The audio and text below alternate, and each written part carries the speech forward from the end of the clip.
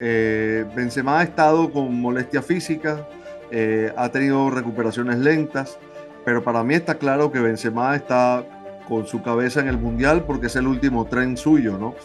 Me refiero nada más y nada menos que a Salvador Pérez. La presencia de Salvador Pérez para cualquier equipo, en cualquier circuito, pues le cambia el rostro completamente.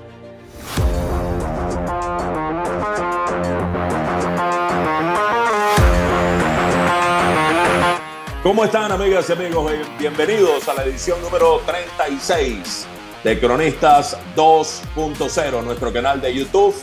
Daniel Chapela, Octavio Sazo, Efraín Zabarza y Fernando Arreaza, preparados para esta nueva edición y ofrecerles un par de temas interesantes junto al dato de los cronistas. No hubo ganador la semana pasada, esperemos que sí lo haya esta semana. El dato va a girar en torno a la Serie Mundial. Pero entre nosotros no sé cómo estuvo el tema, ya lo vamos a saber. Los Cronistas 2.0, una presentación de Juega en Línea, el lugar más seguro para divertirse. Ya pues en pleno apogeo el fantasy de la LVP, el fantasy oficial de la Liga Venezolana de Béisbol Profesional a través de la página de los Cronistas y una página propia lvvpfantasy.com. Por allí pueden acceder y pues jugar el diario o el semanal y optar a entradas, a grandes premios, así como free bets de la LVVP. También mirando hacia el Mundial, las apuestas absolutas del Mundial. Es hora de ir poniéndole atención a eso porque el Mundial de Qatar está a la vuelta de la esquina. Pero ¿cómo quedó lo del Flamengo contra el Paranaense? Daniel, ¿cómo estás? Hola, saludos a todos. Bueno, a mí no me fue bien para variar. Creo que, si no mal recuerdo, dije que empataban en los 90 y se definía por penales. Y bueno, ya sabemos todos que no fue así, que ganó Flamengo y su segunda Copa Libertadores en los últimos 4 años. Buenas Octavio, ¿a ti cómo te fue? tardes, buenas noches, muchachos. Me fue bien, pues, o sea, no pegué el resultado exacto, pero ganó Flamengo. Efraín y yo habíamos dicho que ganaba Flamengo. Tú dijiste erróneamente que ganaba Paranaense. No tienes los velones encendidos, No, estás no, me hacen falta en los velones. caída libre, estás en caída libre. Lamentablemente, desde tu viaje estás, pero lo cierto es No, que, bueno, me Efraín, recuperaré, no te preocupes. No, no, bueno, no, no disfrutes mi caída. te espero, te espero. Pero bueno, lo cierto es que Efraín y yo dijimos que ganaba Flamengo. No recuerdo cuál, digamos, cuál fue el resultado de Efraín. No vaya a ser que nos quiera meter ahorita ahí la mentira, pero ganamos Efraín y yo sin problema. Yo dije que ganaba Flamengo, pero creo haber dicho que ganaba 2-1 y el partido terminó 1-0. Así que acerté parcialmente. Oye, Así es. no le voy a quitar mérito a lo que dijeron que ganaba Flamengo, pero no era tan complicado, ¿no? No, Era, no. era el favorito, ¿no? Yo Donde no quise me, llevarles la contraria y por eso dije el Atlético Paranaense confiando en Felipao, pero bueno, no fue el caso.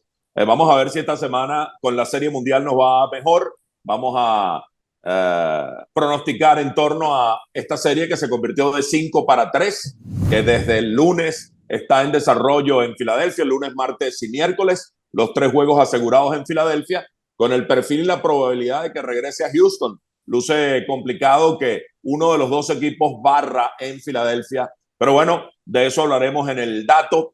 En cuanto al béisbol, les adelanto, porque a segunda hora en el programa, en la segunda parte, estaremos abordando un tema de béisbol y lo vamos a dedicar en esta ocasión a la LVP, al muy buen inicio de Leones, al muy mal inicio de Tigres en los extremos, en las antípodas, y en el medio bastante paridad. Una primera mirada y un vistazo, Efraín y yo, de la LVP. Pero en torno al fútbol, el Mundial de por medio, los equipos que están teniendo un buen desempeño, Octavio, Daniel, ¿cómo puede afectar ese buen desempeño que el Mundial quede de por medio? ¿Cómo manejar los técnicos? ¿Qué equipos son susceptibles de esta situación? Ese tema resulta sumamente interesante. Bueno, a ver, hemos estado escuchando todos estos días a los entrenadores hablar del Mundial. Yo creo que como nunca antes, los técnicos de clubes han tenido que responder preguntas acerca de cómo puede afectarles el Mundial. de en qué medida los futbolistas están cuidándose porque está el Mundial cerca, da la impresión como que el hecho de que el Mundial se vaya a realizar entre noviembre y diciembre y que eso cause una pausa en las ligas de Europa, motivase que muchos futbolistas o están en un estado de estrés distinto al normal o más propensos a las lesiones de lo que habitualmente estaban. Yo creo que es una manera de verlo, simplemente el hecho de que se juegue en una fecha tan inusual provoca ese tipo de especulaciones. A mí me parece que siempre ha pasado antes de los mundiales que haya futbolistas que llegan al límite físicamente o que se lesionen poco antes del torneo. Es verdad que entre el final de las ligas y el inicio del mundial con el formato habitual, normalmente pasaba un mes, con lo cual muchas veces el futbolista disponía de más tiempo de recuperación en caso de una lesión considerable. Le pasó a Luis Suárez, por ejemplo, antes del Mundial de Brasil 2014, que terminó operándose de meniscos y llegó con lo justo y pudo disputar la Copa del Mundo. Pero en este caso, tiene que ver el planteamiento que vamos a hacer hoy sobre cómo puede afectar la Copa del Mundo, la pausa de la Copa del Mundo, a las dinámicas que están teniendo determinados equipos en este momento de la temporada, ¿no? Y allí nos podemos detener en varios ejemplos. Yo estaba pensando concretamente en el Napoli de Spalletti, ¿no? Este equipo que está ganándolo todo en la Champions, líder del campeonato italiano con una ventaja considerable sobre el segundo, ganando sus partidos con goleada, con una dinámica de juego y de funcionamiento que lo tienen hoy como uno de los referentes del fútbol europeo, probablemente el mejor inicio de temporada del Napoli en su historia. ¿Y qué podría pasar con esa dinámica una vez se produzca esta pausa forzada?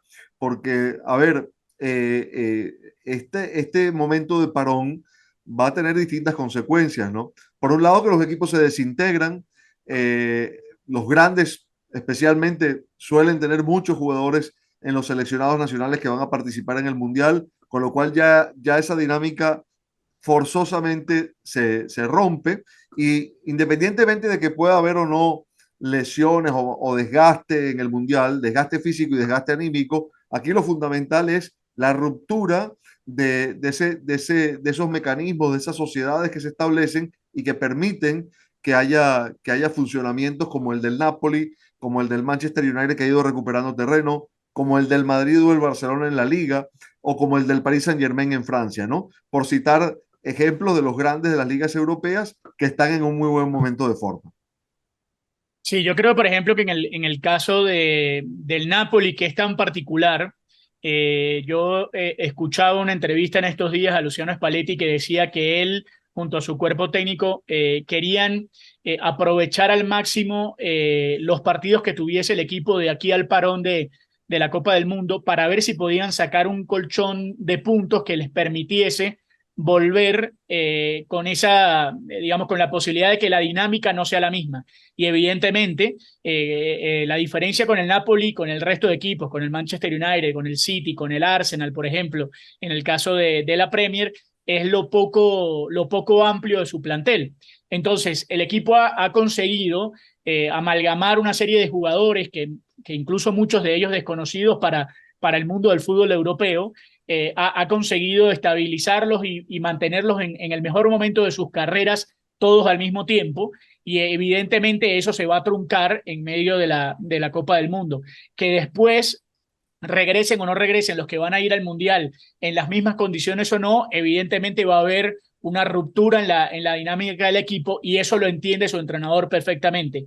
Entonces, a diferencia de los otros grandes equipos como el City, el United, el PSG, el Arsenal, Spalletti considera que el bajón de su equipo natural, porque va a haber un bajón natural, porque no puede ganarlo todo, porque evidentemente Claro. la situación del Napoli es extrema, el bajón de su equipo puede darse justo en ese parón del Mundial. Entonces, por esa razón, el equipo va a tratar de acelerar y de apretar lo más posible para que cuando le llegue la fecha del Mundial, ellos puedan tener, entre comillas, un colchón. De todas maneras, en Italia todo está muy pegado, todo está muy cercano, es decir, hay equipos que han bajado la intensidad, como el Udinese, como Atalanta, como el Milan incluso, pero empieza a aparecer la Juve, el Inter y la Roma incluso que se mete entre los primeros lugares. Entonces, es ahí donde la condición es otra, y yo creo que el Napoli lamentablemente va a ser uno de los equipos que sufra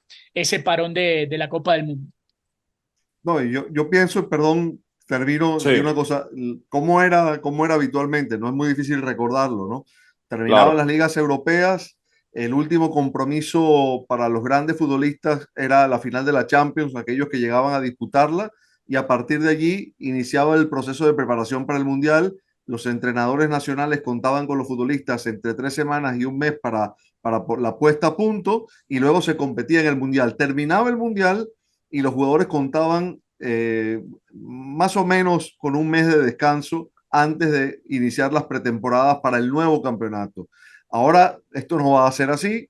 Los jugadores van a tener una semana hasta el arranque del Mundial, es decir, terminan torneos europeos y a la semana algunos pueden estar ya jugando un partido del Mundial, o a los 10 días pueden estar jugando un partido del Mundial, y una vez los eliminen, a los que vayan saliendo de la Copa del Mundo, se integran a sus equipos, probablemente sin competir, hasta que no termine el Mundial y poder volver a hacerlo a finales de diciembre.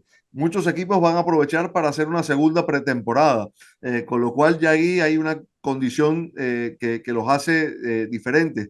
Obviamente esas dinámicas se van a romper, van a ser desventajas para los que andan bien, pueden llegar a ser ventajas para los que no, porque también van a contar con un tiempo que no tienen. Incluso habrá algunos que tengan jugadores lesionados que van a poder recuperar en esas pausas, y van a poder montarse en un tren que a lo mejor en la situación actual no podrían haberlo tomado, o se les habría escapado antes de tener alguna otra opción. Es un panorama absolutamente distinto, una situación nueva, única, con sí, la que todos van a tener que convivir y que es imposible de planificar y de prever. claro, una situación inédita. Eh, Les quería preguntar sobre un concepto que se utiliza mucho en el fútbol de sobrecarga de juego. Cuando hay demasiados partidos en poco tiempo, sobrecarga de fútbol. Sí. Eh, con tantos torneos a la vez, los equipos grandes juegan las ligas, juegan Champions, juegan las copas, distintos torneos, y están jugando toda la semana. Ahora de por medio está el Mundial, vaya sobrecarga, ¿no? Un Mundial. Entonces, puede magnificarse la sobrecarga de juego. Y por otro lado, me parece que tiene que ver en dos vertientes, ¿no? El tema de la afectación para los equipos grandes, que beneficia a los equipos chicos, que no van a ceder tantos jugadores y que pueden seguir con planificaciones, pero también a las selecciones del Mundial, solo recibir a sus jugadores 10 días antes del evento no deja de ser un problema, porque antes la concentración era de alrededor de un mes para afrontar el Mundial. Entonces esos dos aspectos quisiera que nos den luces acerca de ellos. Sí, pues la verdad, Fernando, primero va a depender de los equipos. Vuelvo a tocar el tema, por ejemplo, del caso del Napoli, que en principio, y para suerte de Spalletti, sus jugadores, la mayoría de ellos, digamos, no son las grandes figuras de sus seleccionados, por más de que evidentemente él tiene jugadores importantes en algunas selecciones, por ejemplo el caso del Chucky Lozano, que hoy es un jugador fundamental y que evidentemente va a ser parte importante del seleccionado mexicano. Pero incluso hay un detalle más, Fernando, y Daniel y Efraín, que no hemos tomado en cuenta, que es que no todas las ligas van a retomar el fútbol al mismo tiempo. La liga italiana es, junto a la Bundesliga, la que más tarde va a comenzar después del Mundial. Entonces, por esa misma razón, la planificación de los equipos italianos va a ser diferente. Ya lo decía Daniel. Por ejemplo, Mourinho se va a ir a jugar a los Estados Unidos y va a ir a hacer una pretemporada con los jugadores que no tenga en su plantel. Y así van a hacer algunos equipos italianos, porque van a retrasar el inicio de las ligas. Evidentemente, cuando tú tienes un equipo de un plantel más amplio como el Manchester City y tu principal figura, Erling Haaland, no va a jugar el Mundial, el trabajo va a ser diferente en función a eso, y seguramente va a regresar Haaland al City con un descanso que no van a tener sus jugadores, los otros jugadores que van a estar peleando o incluso disputando hasta última posibilidad la Copa del Mundo. Es decir, incluso va a darse esa posibilidad de que, Fernando, digamos, ¿qué preferirán los equipos? Que sus jugadores lleguen hasta el último partido, hasta el séptimo, o que jueguen 3 partidos y devuelvan. Es decir, ahí la disputa también va a ser interesante de analizar, en medida también, evidentemente, en función de la cantidad de jugadores que ceden. Aquí el detalle del Napoli, por encima del Real Madrid, del Barcelona, del PSG, del City, del United y del Arsenal, es la cantidad y la calidad, entre comillas, de sus jugadores que van a ir a la Copa del Mundo. Por eso es tan atípica la situación del Napoli, porque no era un equipo que nadie iba a decir que a esta altura iba a ser líder invicto en Champions y líder invicto en la Liga, con un plantel que dejó ir a sus tres principales jugadores en el mercado de fichajes. Dejas ir a los tres mejores jugadores y aún así el equipo tiene una mejor temporada que todas las que tuviste anteriormente. Entonces, ahí, digamos, la diferencia va a estar de acuerdo al nivel de los equipos, Daniel. Yo digo que la preocupación o el tema a resolver por los clubes es más futbolística que física, ¿no? En el sentido de que, bueno, desde el punto de vista de la preparación atlética, los jugadores van a estar entrenándose, ¿no? Digo los que no acudan al Mundial. El tema es que ritmo de juego, partidos van a tener muy pocos. El Betis, por ejemplo, se va a ir a Sudamérica a jugar partidos en Chile y en Argentina, ¿no? Para mantener al equipo en actividad, los futbolistas que le queden, ¿no? El Betis no va a tener tantos elementos en la Copa del Mundo, pero necesita que el equipo esté jugando, disputando partidos, porque pensemos que la última semana de diciembre tienen que estar compitiendo por los puntos independientemente de la pausa que se haya hecho. Y sobre lo del Mundial que preguntaba Fernando, también es absolutamente atípico. Pensemos que el trabajo de los seleccionadores en el camino hacia el Mundial siempre ha sido más o menos el mismo, en el sentido de poco tiempo de preparación, recibir a los jugadores 2 o 3 días antes del primer partido, jugar 2 o 3 encuentros de eliminatoria o de Liga de Naciones para inmediatamente volver los jugadores a los clubes y tener que hacerlo por los puntos y jugándose el puesto con muy poco espacio para hacer preparación profunda respecto de sistemas, modelos de juego, etcétera, ¿no? El Mundial va a ser un poco así. Es decir, aquella concentración de tantos días antes, lo que tuvo Argentina antes de México 86, que contó con el plantel mes y medio antes para adaptarlo a la altura y todo lo demás, o lo que han hecho otras selecciones en otros campeonatos del mundo, ¿no? Para conseguir esa amalgama colectiva tan importante en competencias cortas. Eso no va a estar. Por eso yo creo, aunque pueda ser un tema de ulterior análisis, que los equipos que van a jugar el Mundial y que lleguen ya con una idea consolidada de juego, van a tener ventajas sobre los que no. ¿Y quiénes son esos equipos? Brasil, Argentina, Francia, España quizás, Alemania. Es decir, ideas que están consolidadas, que ya están establecidas, que ya están asimiladas, que no van a depender de más o menos días de concentración para encontrar los automatismos, ¿no? Eso es muy importante. Por eso yo creo que cualquier análisis que se haga del Mundial va a estar condicionado por esa cuestión. A ver, está la ventaja de que los futbolistas van a llegar menos desgastados y se supone que eso debería coadyuvar a que haya un mejor nivel de juego, pero por el otro está esa ausencia de preparación, de trabajo conjunto que todo el seleccionado necesita antes de competir, ¿no? Quería preguntarles por algo que tú comentabas al principio, a propósito, Daniel, de algo que tú comentabas al principio de tu intervención en esta edición de los Cronistas 2.0 y tiene que ver con las lesiones, las molestias físicas que son tan comunes en los futbolistas en cualquier momento del campeonato que estén jugando. Si en este caso una lesión que tal vez no resulte tan severa, pues haga que el jugador se cuide mucho más y prefiera Sí, retrasar su regreso a las canchas, tomando en cuenta que tiene el Mundial a tan pocos días de inicio, a menos de un mes de su comienzo. ¿Es factible eso? ¿Lo percibes en algunos sí, casos? sí, Octavio, también quisiera saber tu sí. opinión, por supuesto. Nadie lo va a decir abiertamente, Efra, nadie lo va a decir abiertamente, pero te voy a dar un ejemplo. Karim Benzema. Benzema ha estado con molestias físicas, ha tenido recuperaciones lentas, pero para mí está claro que Benzema está con su cabeza en el Mundial porque es el último tren suyo, ¿no?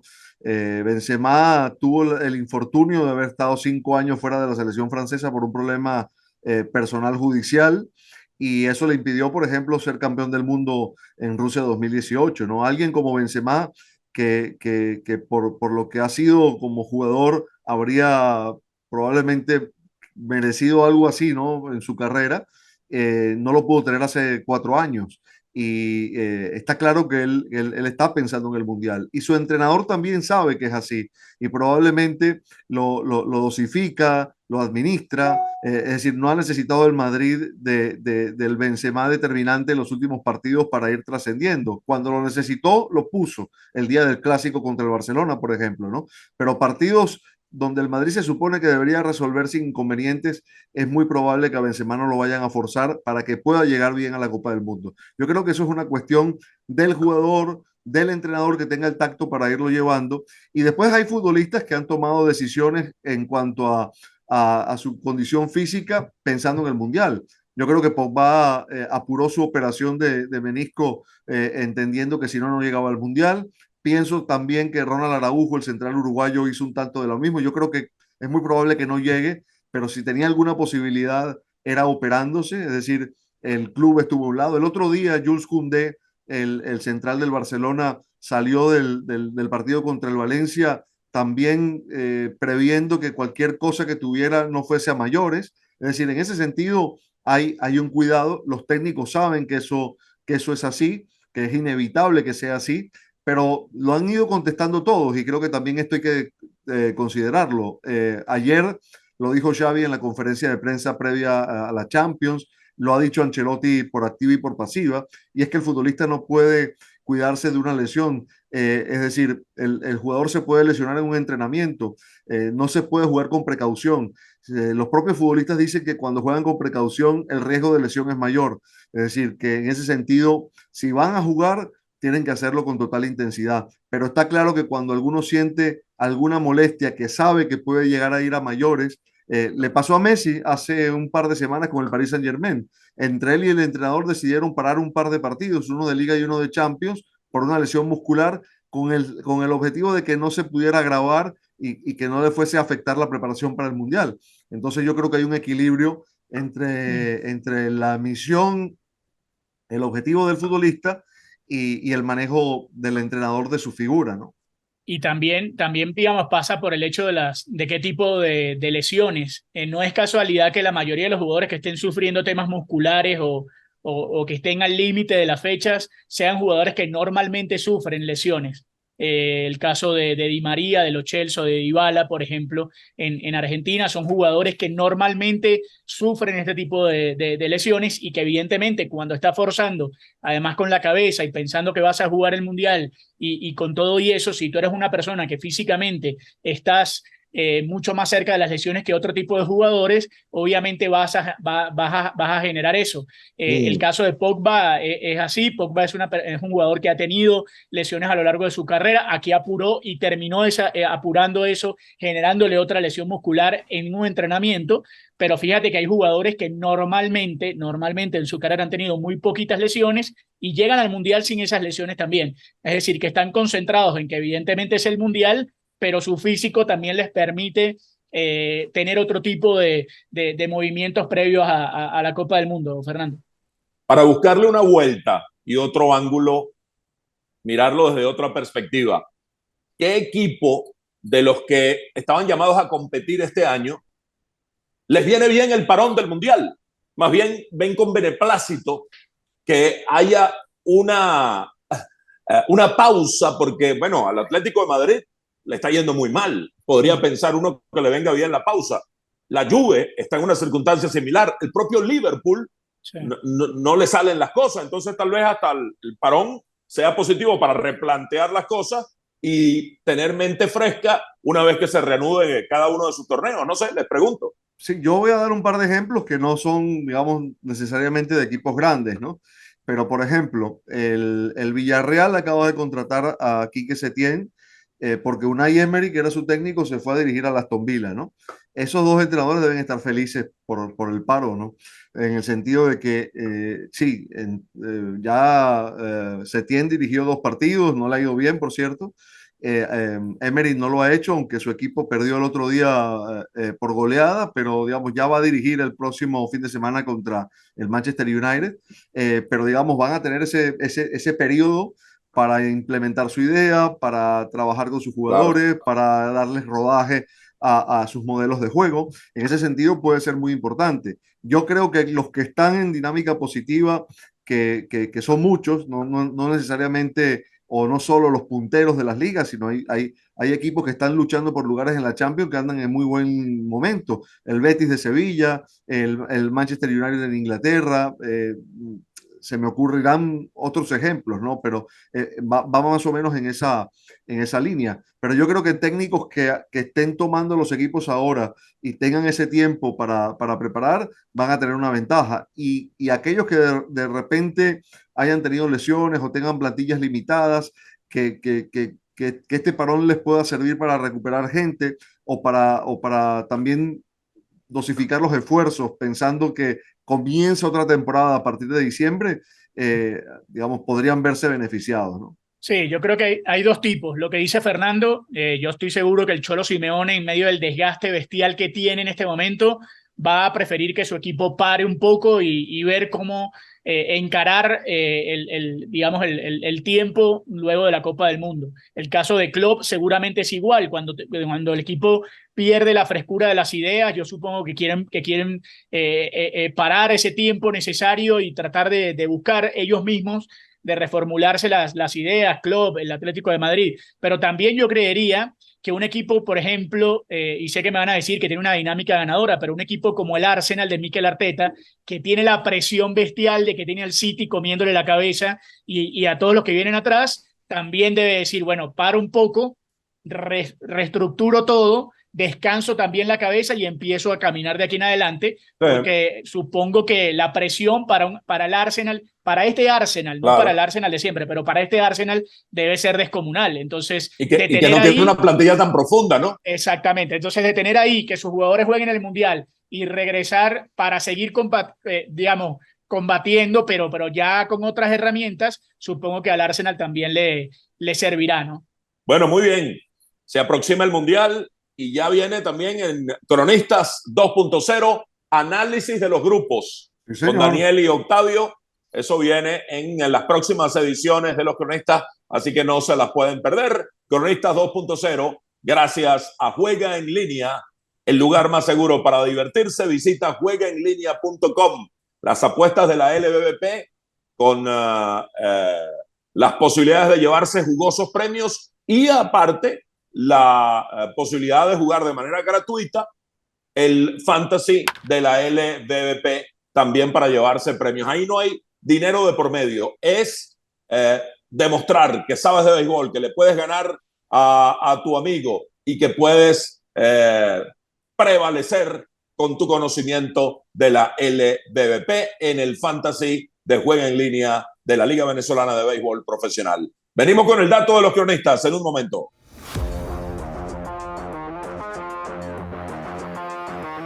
Llega el momento del dato de los cronistas en Cronistas 2.0, cortesía de Juega en Línea, el lugar más seguro para divertirse. A ver quién se lleva la free bet de $20 con los 4 finalistas, agradeciendo a todas las personas que participan en el dato que colocamos o la pregunta que colocamos en torno al dato en nuestra cuenta de Twitter, @loscronistas, y que gira, Daniel, en torno a la Serie Mundial. Sí, la pregunta es quién se impondrá y en cuántos juegos en la Serie Mundial entre los Astros de Houston y los Phillies de Filadelfia. Y ahí yo tengo mi pronóstico.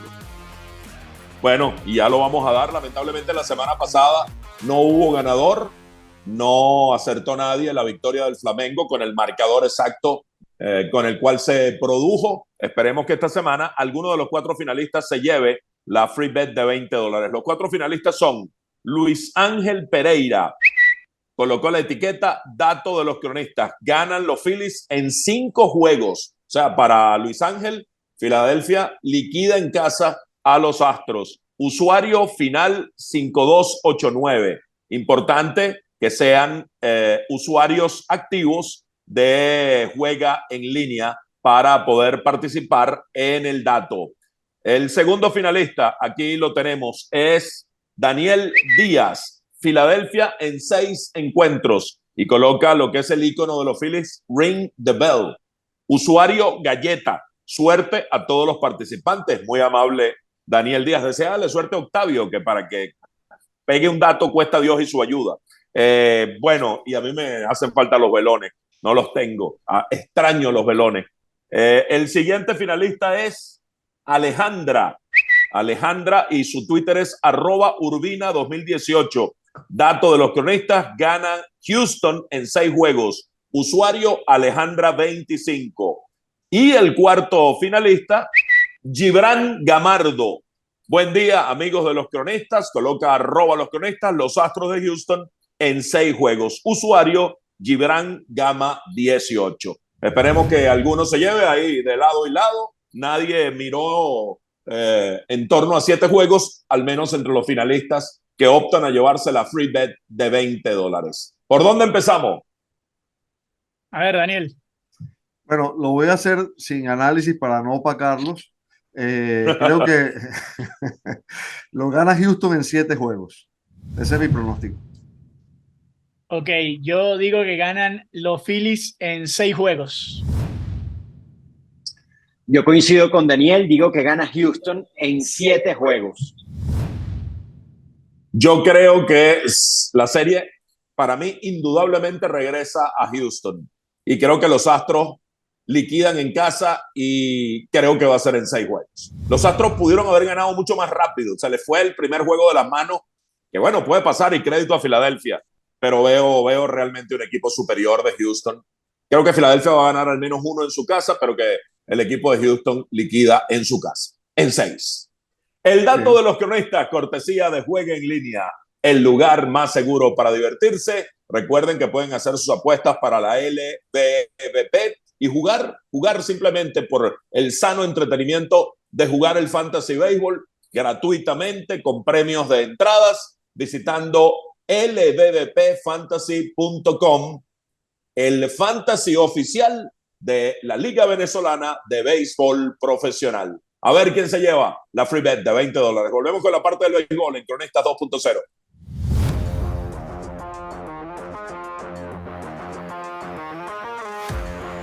Bueno, en esta edición de Los Cronistas venimos de hablar del Mundial de Fútbol, de las selecciones, de los clubes, de cómo está todo el tema con respecto a la preparación de cara a Qatar 2022. También hablamos del dato de los cronistas que tiene que ver precisamente con esa serie mundial que están jugando los Astros de Houston y los Phillies de Filadelfia. Pero no queremos dejar pasar el gran evento por excelencia de los venezolanos, que es la Liga Venezolana de Béisbol Profesional, con Efraín Sabarce y con Fernando Arriaza en Venezuela, siguiendo de cerca el arranque de esta nueva temporada que ha generado tantísima expectativa y que tiene unas rachas muy interesantes y unos movimientos en medio de la lluvia, eso sí, unos movimientos muy interesantes para empezar a debatir. Efraín, arranca la temporada. Por un lado, muy buen comienzo de los Leones del Caracas, por el otro lado, muy mal arranque de los Tigres de Aragua, y en el medio, movimientos que van subiendo y bajando de los diferentes equipos. ¿Cómo podemos plantear este tema, Efraín, en función del arranque de una nueva temporada del béisbol en Venezuela?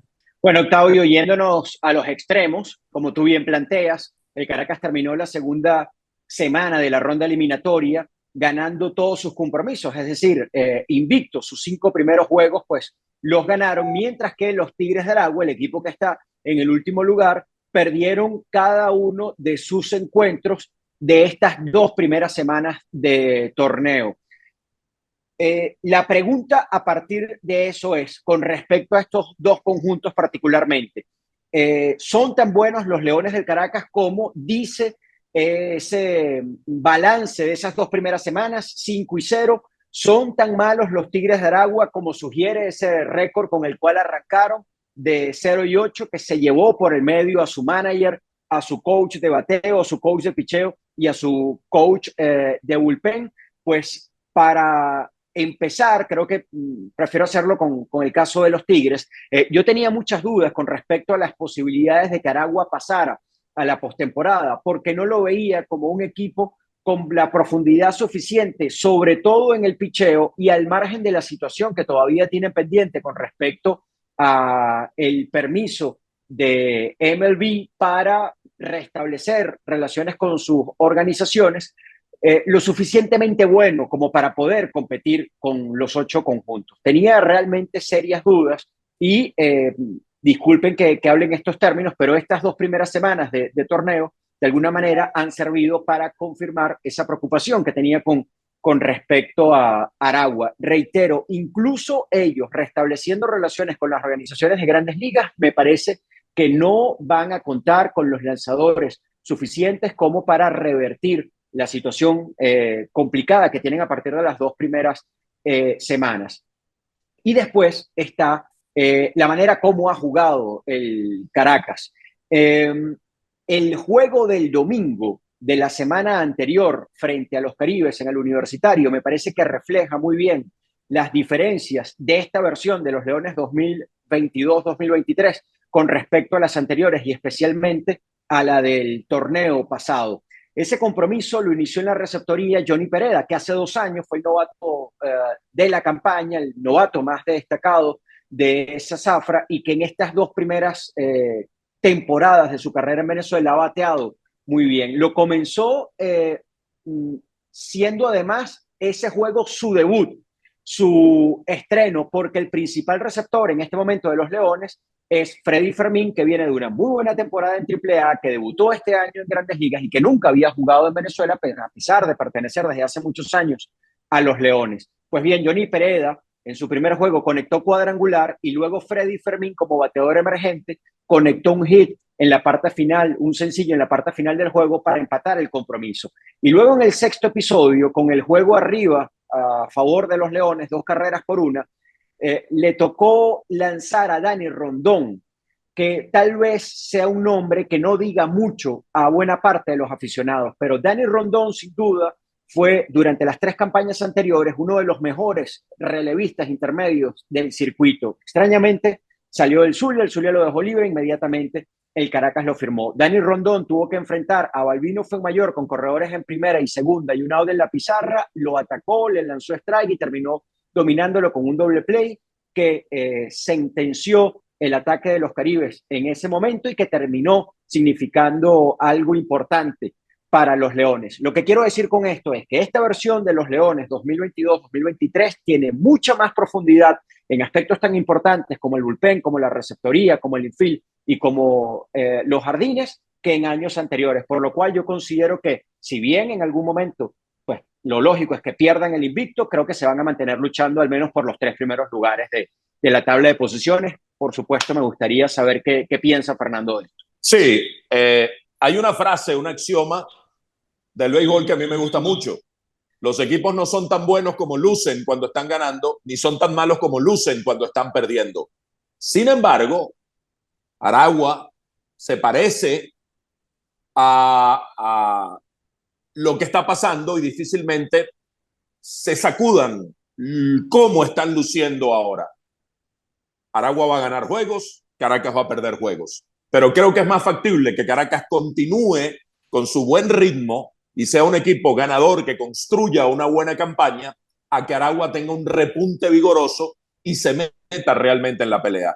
Porque hay estadísticas que son pues terribles para el equipo aragüeño y no hay nada que erosione más la moral de un equipo que batee, porque Aragua ha bateado, pero que haga 10 carreras e igual pierda, que tenga partidos que lucen al alcance, pero que el bullpen malogre ventajas. Eso va minando y erosionando la confianza y moral de un equipo, y en un corto lapso creo que le ha ocurrido al equipo aragüeño. Por eso creo que es muy bueno desde el punto de vista del movimiento, más allá de lo prematuro, de lo pronto, y esto caracteriza a las directivas aragüeñas. Pareciera que todas actúan de la misma manera, que no aguantan mucho para despedir a los managers.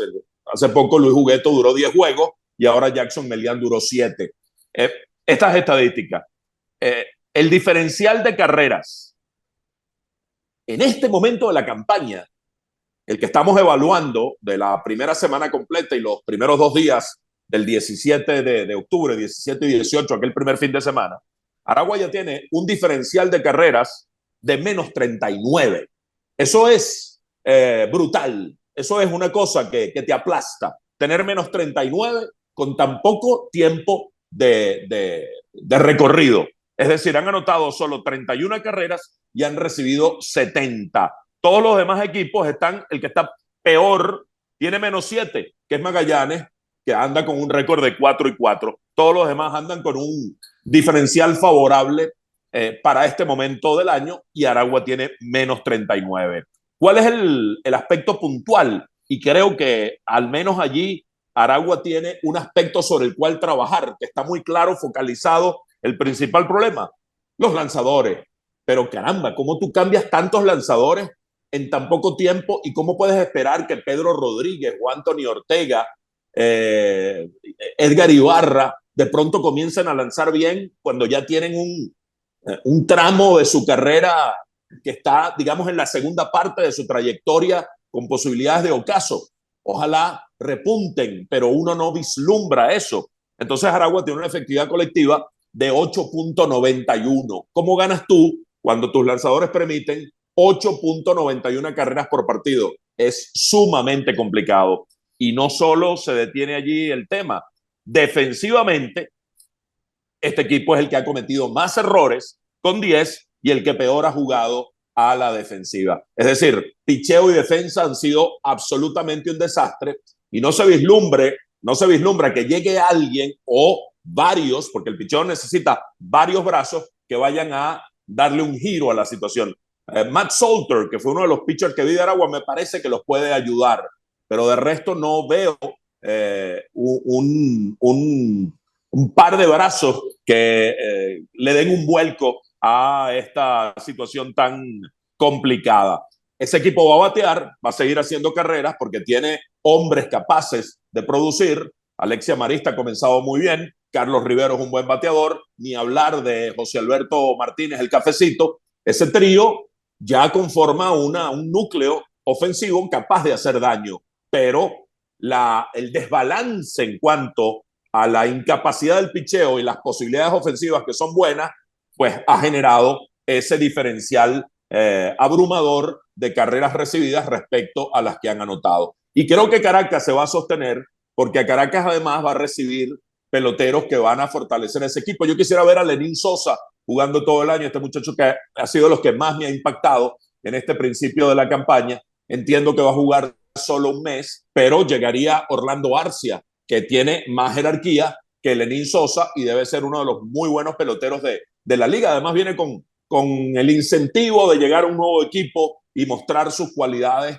poniéndose el uniforme de los Leones. Y hay una serie de elementos que ya destacaba Efraín y en los cuales no voy a profundizar demasiado, que lucen blindados, que lucen sólidos en lo que respecta a todos los departamentos del juego. Me parece que el Caracas tiene una estructura que le da solidez y que uno no vea que esto sea un espejismo. Todo lo contrario, creo que está muy bien el andamiaje de los Leones en esta campaña.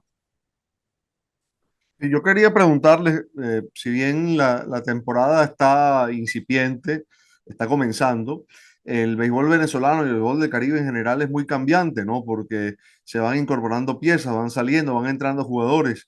De todo lo que hay sobre la mesa, a quienes ven con mayor margen de mejora en función de esos cambios que se prevén a futuro. Pues bueno, desde mi perspectiva, el Cardenales de Lara. Lara está incorporando a piezas importantes, como por ejemplo el caso de Hernán Pérez, que hace un par de años fue el jugador más valioso acá. Es un pelotero que uno puede prácticamente garantizar va a tener en esta 2022-2023 una muy buena campaña ofensiva en esta y en unas cuantas más en este circuito. Recientemente pues supimos también de la incorporación de un brazo que puede ser muy importante y que tenía mucho tiempo sin ver acción en esta liga, como por ejemplo el caso de Luis Avilán. Gabriel Moreno, quien es uno de los 25 venezolanos que este año hicieron su estreno en Grandes Ligas, pues es alguien que todavía no está descartado del todo por parte de ese conjunto. En fin, Lara es un equipo que en este momento luce bien y que ciertamente tiene piezas importantes con un grado grande con una posibilidad grande de incorporarse, que para mí, pues yo creo que Lara tiene con qué en un par de semanas, unas 3 semanas, terminar siendo, en teoría, el equipo más completo de la LVP. Y, por supuesto, Fernando, hay que estar pendiente también de lo que suceda, por ejemplo, con el Magallanes. Si se resuelve ya esta situación con las organizaciones de Grandes Ligas, porque ya lo que en principio parecía más cuesta arriba se solventó, que es la licencia por parte de la OFAC. Si logran dar ese último paso hacia el restablecimiento de las relaciones con las organizaciones de Grandes Ligas, yo creo que Magallanes tiene una lista de peloteros importantes a incorporar, que me parece le daría una cara realmente de mucho optimismo a su afición, ¿no? Sí, totalmente, totalmente. El Magallanes de este momento, y de acuerdo completamente con Lara, como el equipo que a corto plazo va a mejorar cualitativa y cuantitativamente, con mucha calidad y cantidad de peloteros. Ildemaro Vargas también, que es un pelotero que marca diferencias en esta liga, se incorporaba esta semana y es un pelotero al que le gusta ponerse su uniforme y desplegar todas sus habilidades. Y entonces tú sumas a Ildemaro Vargas y a la nueva pieza de Lara, Hernán Pérez, y ya tienes a dos peloteros realmente importantes de esta liga. Se habla de Darwinson Hernández como un pitcher que va a lanzar, un pitcher de Grandes Ligas con rectas de 100 millas que debe ser un pelotero de lanzador de gran calidad para el bullpen de Lara. Se habla de Andrés Jiménez, que tuvo un campañón con los Guardianes de Cleveland para jugar en algún momento dado con Cardenales. Así que me parece que va a sumar mucho Lara, y a corto plazo, sobre todo cuando hablamos de peloteros como Hernán Pérez e Ildemaro Vargas, que repito, marcan diferencias en la liga. De Magallanes veo, y esa, según ha dicho la propia directiva, es la nueva realidad económica del equipo. Ellos no trajeron de nuevo a Kate Gota, ni a Leonardo Reginato, ni a una serie de importados que el año pasado fueron eje fundamental en el éxito del equipo, y que con Pablo Sandoval, que tampoco está, y otra serie de jugadores, pues armaron esa estructura que encaminó a los Navegantes a ser el mejor equipo de la ronda eliminatoria y eventualmente a llevarse la final ante Caribes. No está ninguno de ellos y no se prevé que vayan a estar. Los importados que muestran ahora, no hace falta indagar ni ser muy perspicaz para darse cuenta que no tienen el nivel de los que mostraron en las ediciones anteriores. Sigue estando Albert Martínez, siguen estando algunos jugadores que sin duda yo creo que Magallanes va a clasificar sin sobresaltos, pero si se destraba el tema de este MLB, Magallanes es el equipo con el mayor caudal para recibir talento y convertirse en un legítimo candidato a repetir el título. Pero mientras no ocurra eso, este Magallanes que yo veo ahora no me parece que sea un gran candidato para ser campeón. Va a clasificar, pero no lo veo con... Vaya, Kate Gota es un pelotero le está pasando trabajo, por cierto. Kate Gota está batiendo 170 en República Dominicana, pero en Venezuela ha sido un pelotero de esos que es protagonista, que hace de todo un poco con su ofensiva, te juega buena defensa y juega duro todos los días. Y Reginato, el brasileño, también fue un pelotero protagónico el año pasado. Así que creo que por allí van las cosas en cuanto a tu pregunta, Daniel. Fernando, Efraín, y en función ahora de lo otro, después de todo esto, y obviamente en el análisis al inicio de la campaña, pero tomando evidentemente lo que decía Daniel de los movimientos que hay en este tipo de ligas y que evidentemente los equipos pueden transformarse de un día para el otro por la cantidad de jugadores que van y vienen. Pero ¿cuál es el equipo más débil de la liga venezolana hoy en día? Es decir, ¿cuál es el equipo que hoy realmente está por debajo del resto, si es que hay alguno que esté por debajo del resto de la competencia? Sin duda, Aragua, creo, Octavio, y por eso al principio de mi intervención en este segmento, pues decía que incluso antes del inicio del campeonato, antes de esa racha negativa durante las 2 primeras semanas de la ronda eliminatoria, pues el equipo que veía con menos probabilidades de clasificar era el de los Tigres, porque no se prevía una profundidad, sobre todo en el picheo, suficientemente buena como para lidiar en un circuito como este que es de tanta ofensiva. Entonces, yo creo que, como decía al principio, el récord de los Tigres en esas 2 primeras semanas de este torneo no es casualidad. Creo que se debe a unas falencias importantes, muy notables con respecto a sus lanzadores. Y reitero, independientemente de lo que ocurra con la decisión que está pendiente de MLB frente a estos dos conjuntos de la Liga Venezolana del Juego Profesional, Magallanes y Aragua, creo que los Tigres tienen una cuesta realmente muy empinada que encarar. Sí, estoy de acuerdo con la empinada cuesta de los Tigres. De resto veo un gran equilibrio, aún con Leones supuestamente escapado. No es tan superior como lo muestra, creo que sí va a seguir ganando, pero veo unos Caribes de Anzoátegui que ya tienen una alineación que es de mitad de temporada, con Erlis Rodríguez, con Newman Romero, con William Astudillo, con Asdrúbal Cabrera, con Jesús Sucre, con Luis Sardiña, y además han mostrado figuras prometedoras como Eduardo Díaz, como Andrew Monasterios. Este equipo ha sabido hacer el recambio de tener todavía figuras veteranas muy vigentes con las que ganas los torneos, pero ir añadiendo sangre nueva, sangre joven en el line-up, no tanto en el picheo, pero de eso se encarga Mike Álvarez, que hace más. Ahí está Omar Bencomo. ¿Qué hizo Mike Álvarez con Omar Bencomo? Bueno, él lo sabe, solo él lo sabe. Un pitcher que había ganado un juego y había perdido 11, tenía un récord horrible en las últimas 2 campañas, y ahora está invicto con 2 victorias y no le han hecho nada en las 10 primeras entradas de labor. Desde ya luce todavía con la campaña muy joven y prematura como el firme candidato al regreso del año, Omar Bencomo, y Caribes va a recibir pelotero, de manera que va a ser un contendor como ha venido siendo en todas y cada una de las últimas campañas. Como Lara, que decíamos, es el que probablemente va a crecer más a corto plazo, Caribes creo que va a ser el más sólido contendor con lo que ya tiene y con algunos otros peloteros que va a recibir. La sorpresa, el inicio de Leones, con ese invicto en la primera semana y media, y con posibilidades de ser un equipo con verdadera capacidad para construir una campaña muy, muy positiva.